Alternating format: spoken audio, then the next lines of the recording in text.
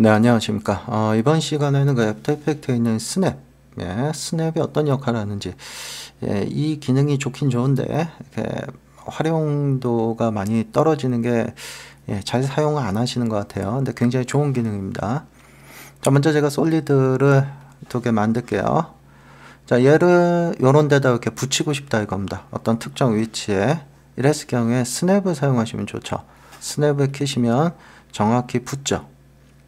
원하는 곳에.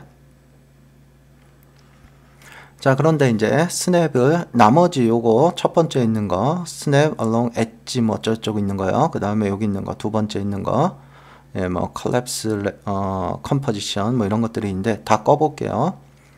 자, 일단 스냅만 켰습니다. 스냅. 자, 스냅은 말 그대로 스냅만 시켜줍니다. 이렇게 스냅. 스냅. 자, 얘는 3D에도 작동이 돼요. 3D일 경우에도 제가 커스텀뷰에서 보면서 이렇게 옮겨 놓을게요. 이쪽으로.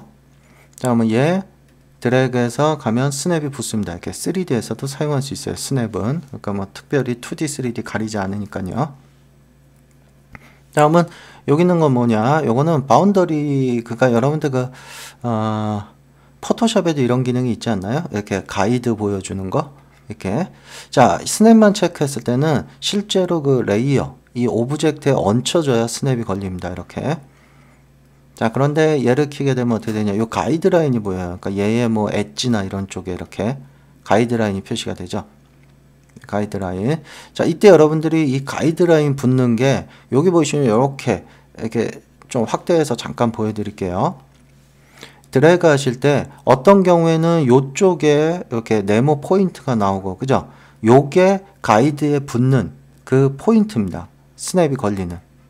그럼 요건 어떻게 이동을 시켜주냐? 여러분들이 찍는 곳에 따라 틀려요. 요쪽을 찝으면 요쪽으로 가고요. 가운데를 찝으면 가운데로 가고. 그러니까 가장 가까운 쪽에 있는 포인트. 그래서 예를 들어서 내가 얘의 중앙을 스냅을 시키고 싶다면 중앙을 클릭해서 하셔야 되고요. 요쪽을 스냅을 잡고 싶다. 그러면 요쯤 클릭해서 이렇게 하면 스냅이 잡히고요. 붙이는 것도 다 마찬가지고 이거 아니더라도 여길 드래그해서 하면은 스냅이 요쪽에 붙을 수 있어요. 이렇게.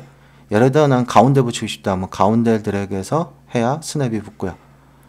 어떻게 보면 굉장히 편하게 되어 있는 거죠. 여길 붙이고 싶다 하면 한 요쯤을 클릭하면 이렇게 스냅 포인트가 나옵니다. 기준 포인트가. 자, 그렇다면 이제 여기 있는 것도 봤고요. 여기 있는 얘 같은 경우는 요럴 때 굉장히 많이 편하죠. 여러분들 뭐 포토샵이라는 데서 많이 봤을 겁니다. 이렇게 여러 개의 레이어가 있다면 얘네들한테 다 가이드가 나오기 때문에 어디 위치 잡기가 굉장히 좋죠. 자, 그래서 요거까지는 뭐 별로 어렵지 않은데 이게 문제죠. 이게 세 번째 있는 거. 자, 얘 같은 경우는 언제 쓰는 거냐면요. 이거는 3D하고 관련이 있다고 보시면 돼요. 3D. 그래서 그냥 3D가 아니고 컴포지션 안쪽에 3D 레이어나 혹은 3D 텍스트도 되는데 일단 텍스트는 좀 이따 보여드리고 프리컴포 안쪽에 3D 레이어가 있을 경우 그 레이어의 바운더리나 이런 데 스냅이 잡힌다는 겁니다. 한번 볼게요. 자, 얘를 뭐 그냥 기준 삼고 얘네 세 개를 프리컴포즈 시키겠습니다. 그냥. 자, 만약에 프리컴포즈 됐다면 얘네 다 켜도 얘 스냅 잡으면 안 붙습니다. 그죠? 안 붙어요. 이렇게. 물론 여기에도 붙어요. 이거 컴포지션은 붙습니다. 근데 레이어에 안 붙습니다. 자, 이건 왜 그러냐면 3D 레이어의 경우에 붙는다는 거예요. 3D. 자, 그렇다면 얘가 이 안쪽에, 저건 3D와 관련 있는 거라고 했습니다. 안쪽에 얘네들이 다 3D라 이겁니다. 3D. 자, 그러면 이 3D를 표현하기 위해서 자, 그냥 한번 붙여볼게요. 지금은 또 되는지. 안 붙죠? 왜냐? 이 3D, 프리컴포 안쪽에 있는 3D 레이어가 표현이 되려면 컬랩스가 켜져야 되죠. 컬랩스 레이어. 지금 커스텀뷰에서 보고 있는 거예요. 컬랩스가 켜져야 됩니다. 일단은. 자, 그럼 이제 붙여보겠습니다. 얘가 켜진 상태에서 드래그해서 보면 그래도 안 붙어요. 그래도 안 붙습니다. 그 이유는 뭐냐? 얘가 아직 3D 레이어로 인식을 못하고 있어요. 그러니까 3D를 켜주고 그 다음에 이제 얘를 갖다가 드래그해서 하면 그래도 붙어야 되는데 안 붙네. 마지막으로 뭐요? 얘도 3D가 돼야 됩니다. 얘도 3D. 다시 말해서 얘는 3D하고 관련이 있다고 보시면 돼요. 자, 그러면 이제 모든 3D는 다 켜졌어요. 자, 그러면 스냅이 붙는지. 스냅 붙죠? 자, 가운데를 드래그 하겠습니다. 붙죠? 스냅이. 네. 일단 이건 뺄게요. 이 가이드는 빼겠습니다. 이게 이거죠. 예, 이 가이드는 뺄게요. 그냥 스냅만 붙도록. 자, 일단은 알았습니다. 이게 뭐하고 관련이 있는 건지. 자, 그럼 안쪽에 들어가서 제가 얘네들의 지금 위치가 다 같죠? 지축이. 자, 이거를 제가 좀 이동을 시켜서 지축을 좀 멀리 띄워 놓을게요. 그럼 이게 어떤 역할을 하는지 이쪽에 와서 볼게요. 자, 컴포지션, 커스텀으로 보겠습니다. 그러면 이 바운더리가 보이죠? 왜냐하면 얘 최적이 있기 때문에, 안쪽이 지축이 다르기 때문에 이거에도 영향을 준다는 겁니다. 얘가 여기에도 스냅이 붙는다는 거예요. 여기 요 바운더리에도. 한번 볼까요? 요거 드래그해서 보면 바운더리에도 스냅이 붙습니다. 그러니까 이걸 레이어로 인식한다는 거죠. 최적이 있는 레이어로. 예, 그리고 각각의 레이어에도 스냅 붙어요. 지축도 막 이동해 다니면서. 자, 여기에 추가적으로 아까처럼 가이드라인까지 보겠다. 예, 키시면 가이드도 표현이 됩니다.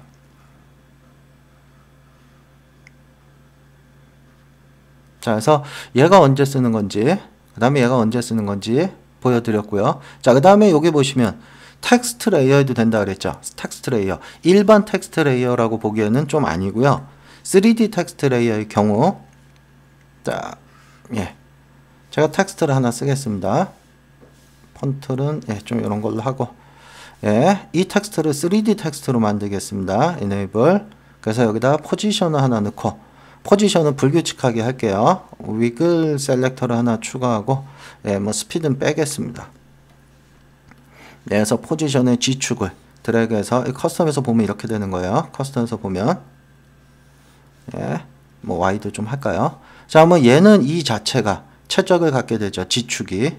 그래서 여기에 스냅이 붙는다는 겁니다. 얘를 키게 되면. 만약에 얘를 안 키게 되면 이거 스냅 안 붙습니다. 이쪽에 보면 예, 글자 쪽에 요 바운더리 요 글자 쪽에는 스냅이 예, 안 붙죠. 글자 쪽에는 바운더리에만 스냅이 붙어요. 바운더리에만.